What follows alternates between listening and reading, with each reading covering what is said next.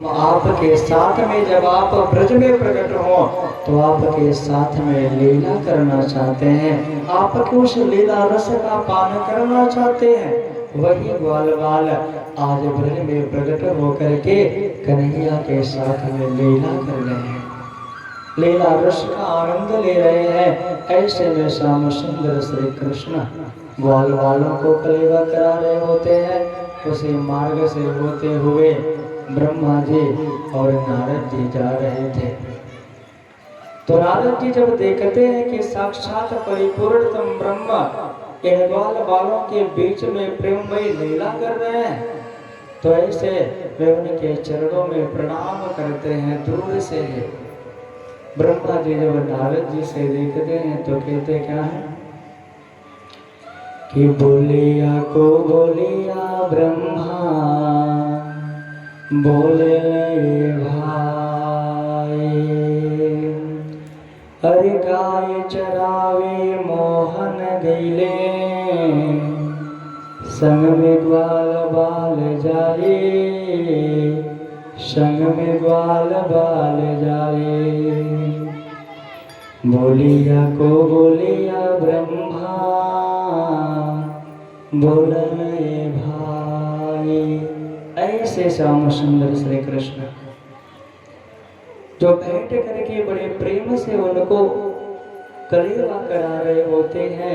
नारद जी जब प्रणाम करते हैं ना तो उनके पिता ब्रह्मा जी कहते हैं, नारद तुम किसको प्रणाम कर रहे हो, कौन है? नारद जी कहते हैं, पिताजी देखिए तो वो जो ग्वाल बालों के बीच में बैठा हुआ है ना, वो साक्षात परमात्मा है, वे ब्रह्म है, प्रेम में लीला कर रहे हैं। ऐसे में श्याम सुंदर श्री कृष्ण की ओर देखते हुए ब्रह्मा जी कहते हैं कि कैसे बातें कर रहे हो?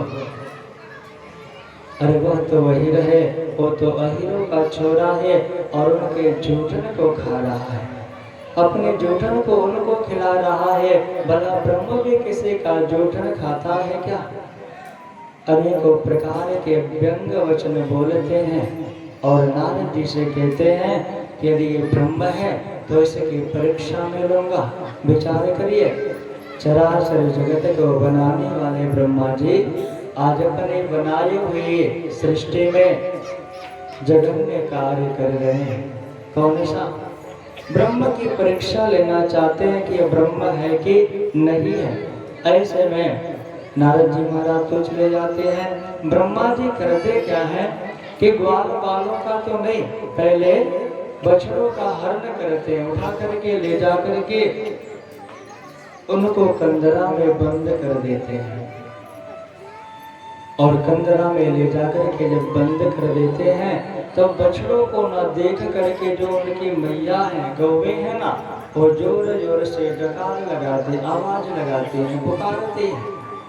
और जब उनकी आवाजें एक ग्वाल बाल श्रवण करते हैं तो कन्हैया से कहते हैं, कन्हैया लग रहा है कि हमारे बछड़े घास को चरते हुए काफी दूर निकल गए हैं, इसलिए अब हम सबको खोज लेना चाहिए। कन्हैया कहते हैं कि हे ग्वाल बालों, तुम सब यहीं पे बैठे रहो, मैं अभी उन्हें ढूंढ करके आता हूँ। बोले ठीक है। अब श्याम सुंदर श्री कृष्ण चल पड़ते हैं बछड़ों को ढूंढने के लिए। इधर ब्रह्मा जी को ये मौका मिल जाता है। ब्रह्मा जी करते क्या है, पुनः वापस आते हैं और इन बछड़ों को तो लेकर के गए हुए हैं, बछड़ों के साथ में ग्वाल बालों को भी उठा करके लेकर के चले जाते हैं और ले जा करके उनको कंदरा में बंद कर देते हैं। अब कन्हैया ढूंढ करके आते हैं, बछड़े नहीं मिलते हैं और जहाँ पे कलेवा बैठ करके कर रहे थे वहां पर आते हैं तो देखते हैं कि ग्वाल बाल भी नहीं है। अब कन्हैया विचार करते हैं कौन ऐसा कर रहा है, तो देखते हैं तो ये ब्रह्मा जी की करतूत है। ब्रह्मा जी मेरी परीक्षा लेना चाहते हैं कि मैं ब्रह्म हूँ कि नहीं। ब्रह्म की परीक्षा ब्रह्मा जी ले रहे हैं, विचार करने की बात है। उसी समय श्याम सुंदर श्री कृष्ण अपने स्वरूप से ही वैसे के वैसे ग्वाल बाल और वैसे के वैसे बछड़ों का रूप धारण करते हैं और वैसे के वैसे लीला पुनः प्रारंभ कर देते हैं।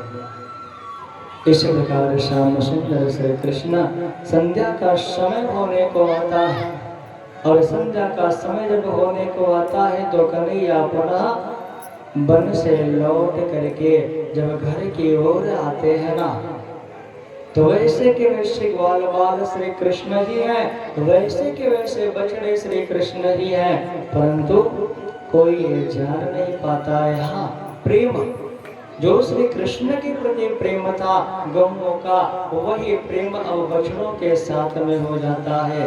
बछड़ों को दूर से जब गौ में देखते हैं तो दौड़ पड़ते हैं, दौड़े दौड़े कन्हैया के पास दौड़े दौड़े वो गौओं के पास गौएं दौड़े दौड़े बछड़ों के पास में आते हैं और ग्वाल बालों को लेकर के जब साथ में आते हैं ना, तो नाचत गावत मुरली बजावत आनंद उमंग बढ़ाए, हलधर सहिता ग्वाल सब संग लिए, हंसत खिलत घर आए।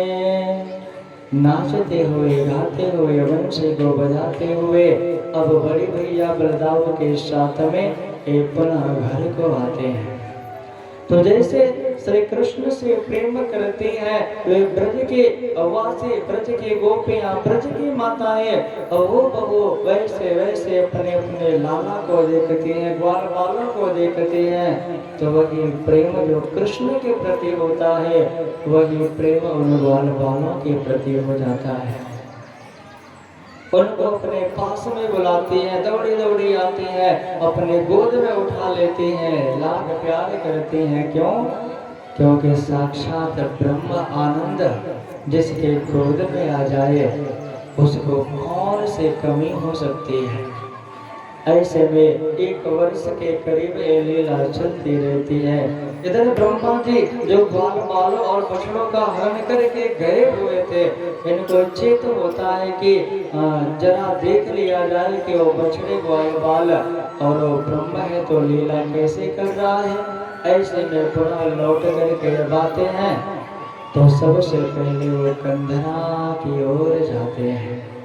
कंधरा में जाकर के वो देखते क्या है कि हो वैसे के वैसे ग्वाल बाल वहाँ पे पड़े हुए हैं। अब दूसरी बार लौट करके आते हैं वृंदावन में, तो वृंदावन में आकर के देखते क्या है कि वैसे के वैसे बछड़े घास को चर रहे होते हैं, वैसे के वैसे ग्वाल बाल बैठे हुए हैं और कन्हैया बीच में बैठ करके उनको कलेवा करा रहे हैं।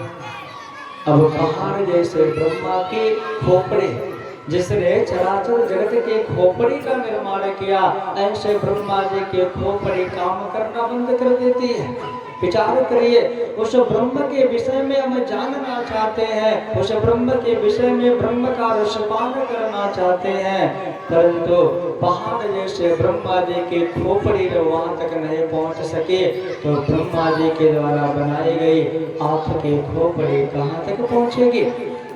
ऐसे ब्रह्मा जी विचार करते हैं कि मैं कहीं सपना तो नहीं देख रहा कि एक कंदरा में भी वही है और यहाँ पर भी वही है और एक जैसे, कोई अंतर नहीं। अब आते जाते ब्रह्मा जी थक जाते हैं। अब चेतना को जागृत करते हैं, विवेक के द्वारा देखते हैं। क्या देखते हैं कि वही श्री कृष्ण ग्वाल बालों के रूप में है और वही श्री कृष्ण बछड़ों के रूप में। जब दोनों को देखते हैं तो अब ब्रह्मा जी की बुद्धि काम करना बंद कर देती है। विचार करते हैं कि तो साक्षात ब्रह्म है और ब्रह्म के जूठन को लेकर के मैंने ऐसे ऐसे बातें की कि ब्रह्म है तो कैसे, भला किसी का जूठन कैसे खा सकता है। तो जिस ब्रह्म को लेकर के, जिस कृष्ण को लेकर के मैंने ऐसा कहा, अब मैं अपने पापों का प्रायश्चित कैसे करूं? तो ब्रह्मा जी के मन में ये विचार आता है कि यदि मैं भगवान के जिस जूठन को लेकर के इतनी सारी बातें कही, यदि उस जूठन को मैं प्राप्त कर लूं तो मेरा पाप का प्रायश्चित हो जाएगा, मैं धन्य धन्य हो जाऊंगा। ऐसा विचार करके ब्रह्मा जी करते क्या है, कौवे का रूप धारण करते हैं। ब्रह्मा जी कौवे का रूप धारण करते हैं और सोचते हैं कि ये जब ग्वाल बाल जिस पात्र में भोजन कर रहे हैं, जिस पात्र में भोजन कर रहे हैं, यदि उसमें अन्न का एक भी कण छूट जाएगा और मुझे मिल जाएगा, मैं उनके जूठन को ग्रहण कर लूंगा तो मेरे पापों का प्रायश्चित हो जाएगा।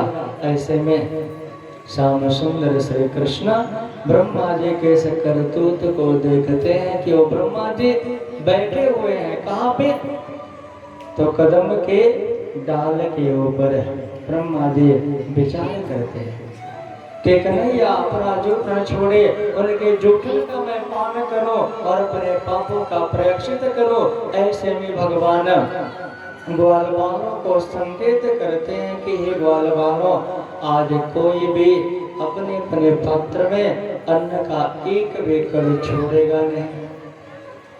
ग्वाल बाल कहते हैं कन्हैया जैसा आप कहें। क्यों?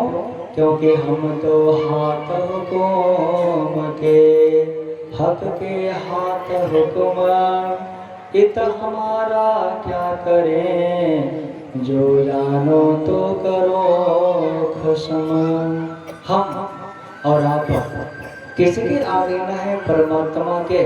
संसार में अपना हम चलाने का प्रयास करते हैं, कुछ बन जाने का प्रयास करते हैं, कुछ कर जाने का प्रयास करते हैं, परंतु हमारा कहना कुछ होता नहीं है।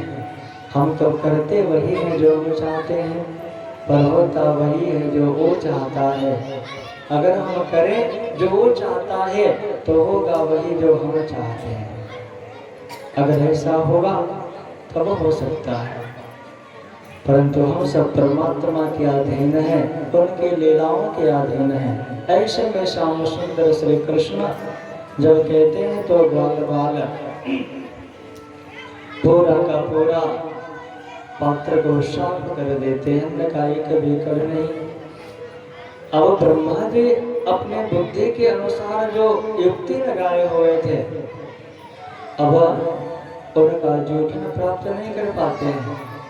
अब ब्रह्मा जी पुनः विचार करते हैं कि जल को पान करने के लिए जमुना जी के किनारे जाएंगे, तो अगर मैं जमुना जी में मछली का रूप ले लूं और किनारे पे रहूं, तो जैसे ही हाथ को धुलने के लिए आएंगे और हाथ में लगा हुआ अन्न का एक भी कण यदि मुझे मिल जाएगा तो मेरे पापों का प्रायश्चित हो जाएगा।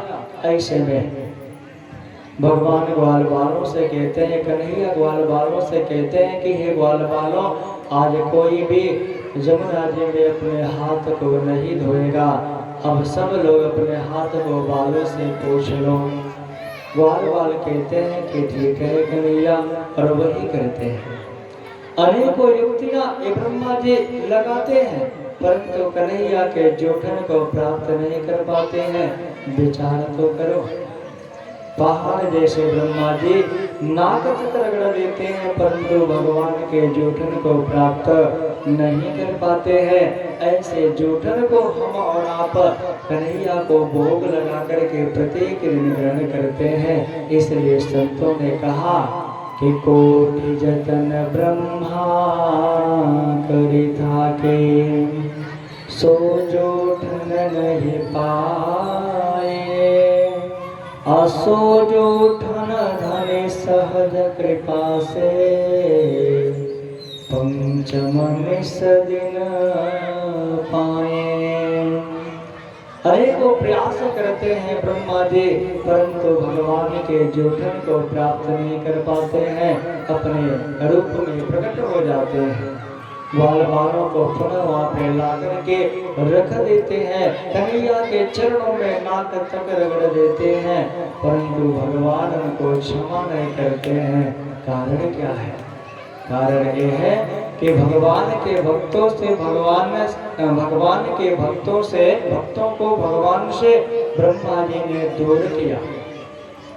यही कारण है कि कन्हैया उनके ऐसे जघन्य पाप को क्षमा नहीं करते। आज वही ब्रह्मा जी की बुद्धि हमारे और आपके भीतर है।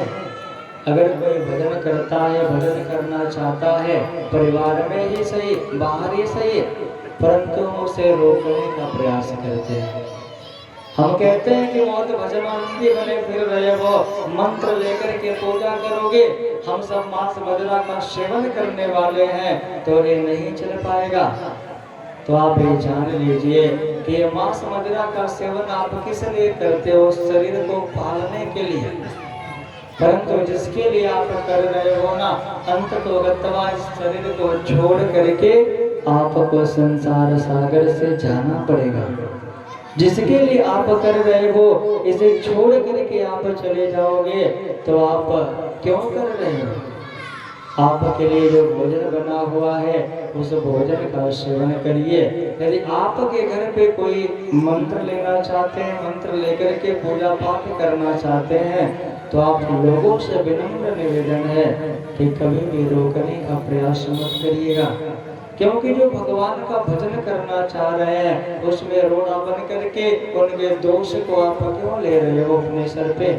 भगवान कहते हैं कि मैं संसार के सारे पापों को क्षमा कर देता हूँ, संसार में सारे पापों को क्षमा कर देता हूँ, परंतु यदि कोई मेरे भक्त को दुख देता है, मेरे भक्त को कष्ट देता है, तो उसको मैं कभी क्षमा नहीं करता हूँ, उसको मैं कभी क्षमा नहीं करता हूँ।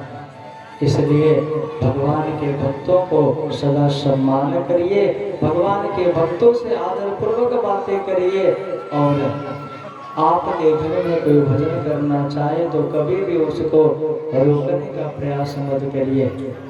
और जो भी भजन करना चाहते भजन करते हैं, उनका एक नियम भी होना चाहिए। जैसे हम गृहस्थ जीवन से हैं, तो गृहस्थ जीवन का तात्पर्य क्या है? सबसे पहले हमें उठ करके जो संसार का कार्य है, सबसे पहले उसको निपटा लीजिए। सुबह जल्दी उठ जाइए, उठने के बाद सारे कार्यों को कर लीजिए। कार्यों को करने के बाद स्नान करके सबसे पहले भगवत नाम का स्मरण करिए, सबसे पहले उनकी सेवा करिए। और जब आप सेवा करेंगे तो प्रेम सेवा से पाओगे पार। परमात्मा की सेवा करने से हमारे भीतर प्रेम उपज होता है, और प्रेम के उपज हो जाने से हम कृष्ण की लीला में प्रवेश कर जाएंगे। और कृष्ण की लीला में जब प्रवेश करेंगे तो संसार की कोई भी बाधा हमें संसार सागर में फंसाने का कार्य नहीं कर सकती है। ये पहाड़ जैसे ब्रह्मा जी अनेकों युक्तियां सोचते हैं कि प्रभु हमें क्षमा कर दें, परंतु भगवान क्षमा नहीं करते हैं। अपने लोग को जब गुण उनसे मिलकर के जाने लगते हैं, तो भगवान चराचर जगत में अपनी व्यापकता को दिखाने के लिए इनसे पहले ही ब्रह्मलोक में पहुंच करके वहां पे ब्रह्मा जी का रूप लेते हैं और कहते हैं कि हे द्वारपालों, अगर कोई भी भीतर आवे और वो कहे कि मैं ब्रह्मा जी हूँ, तो आजकल नकली ब्रह्मा भी बने फिर रहे हैं, आने में मत देना। ऐसा कहकर के अंदर प्रवेश कर जाते हैं। इधर जब ब्रह्मा जी अपने घर में प्रवेश करना चाहते हैं, ब्रह्मलोक में प्रवेश करना चाहते हैं ना, तो द्वारपाल इनको रोक देते हैं, ठहरो, तुम भीतर नहीं जा सकते हो। अब ब्रह्मा जी चकित हो जाते हैं कि द्वारपालों को क्यों हो गया, मेरे घर में मुझे जाने से रोक रहे हैं। बोले अरे मैं यहाँ का स्वामी हूँ और तुम मुझे रोक रहे हो। तो वहाँ के द्वारपाल कहते हैं कि हमारे स्वामी भीतर जाकर के विराजमान हैं। उन्होंने कहा है कि अगर कोई भी आए और अपने आप को कहे कि मैं ब्रह्मा हूँ, तो उसको इंदर आने मत देना, क्योंकि नकली ब्रह्मा भी बहुत बने फिर रहे हैं। ऐसे में प्रभु का ध्यान करते हैं, प्रभु उनके समक्ष प्रकट हो जाते हैं और प्रकट होकर के ब्रह्मा जी को संबोधन कर कहते हैं कि हे ब्रह्मा जी, चराचर जगत में हर स्थिति में, हर परिस्थिति में, सब में, चराचर जगत में मैं ही विराजमान हूँ, मेरी ही व्यापकता चराचर जगत में है, मेरे अतिरिक्त कुछ नहीं है। ऐसा उपदेश देकर बना हुए लोग आते हैं। ब्रह्मा जी को ज्ञान हो जाता है कि ये साक्षात परिपूर्णतम ब्रह्म है, ईश्वर परम कृष्ण सच्चिदानंद विग्रह अनादि राधे गोविंदा सर्व कारण कारणम। सभी कारणों के कारण कौन है? तो वह परमात्मा है, वे कृष्ण है। कृष्ण के अतिरिक्त कोई भी नहीं है। जो जिसको भज रहा है, जिस रूप में भज रहा है, सब कृष्ण को ही भज रहे हैं। परंतु कृष्ण तत्व को जब तक नहीं जानेंगे तब तक संसार से कल्याण नहीं होगा। बोलिए श्री कृष्ण कन्हैया लाल की जय। तो ये एक छोटा सा नाम